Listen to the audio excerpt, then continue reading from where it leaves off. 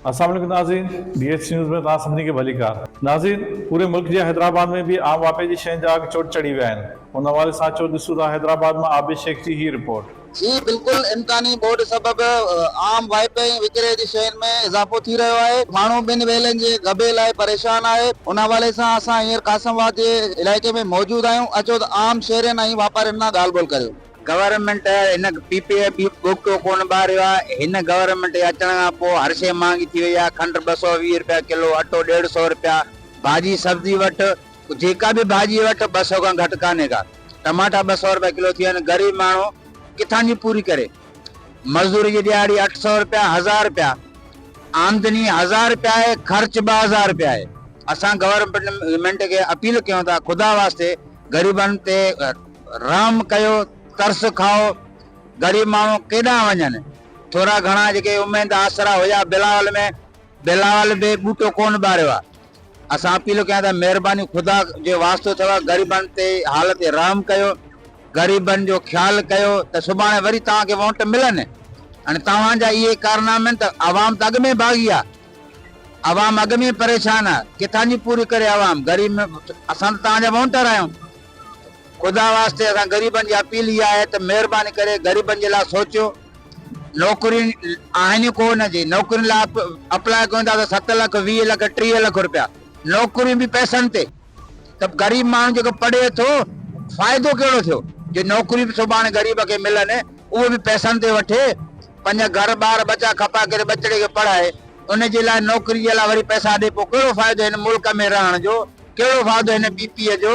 कहिड़ो फ़ाइदो हिन गवर्नमेंट जो? पोइ इन खां त सुठो आहे त माण्हू ख़ुदकशी करे छॾे।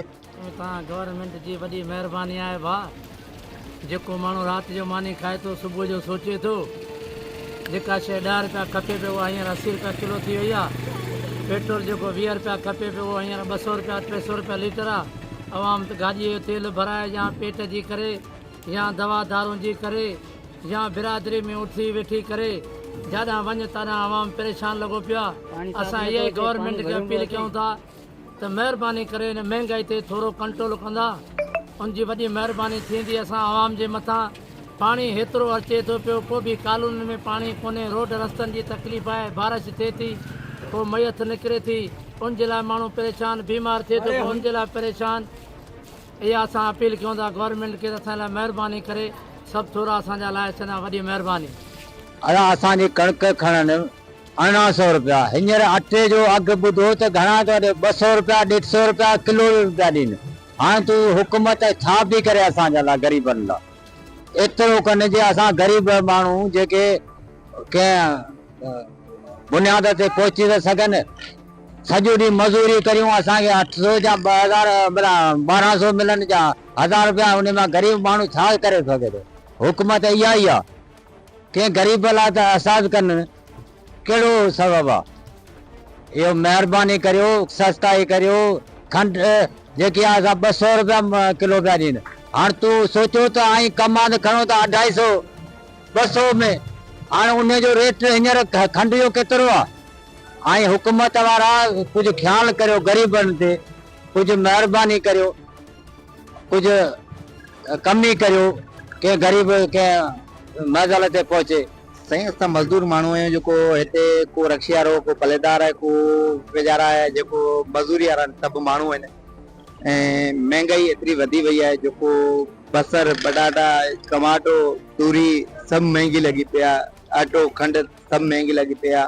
असां गुज़ारिश कंदासीं हुकूमत खे त असां सां को इंसाफ़ कयो। जीअं त तव्हां आम शहरनि वापारियुनि जी ॻाल्हि ॿोल ॿुधी, हिननि जो इहो ई चवणो त महांगाई चोट ते चढ़ी वई आहे, उधारा इनखे घटि कयो वञे, जीअं ग़रीब माण्हू सुख जो साह खणी सघे। कैमरामैन शफ़क़त चांडियो सां गॾु आया आबिद शेख, DH न्यूज़, हैदराबाद।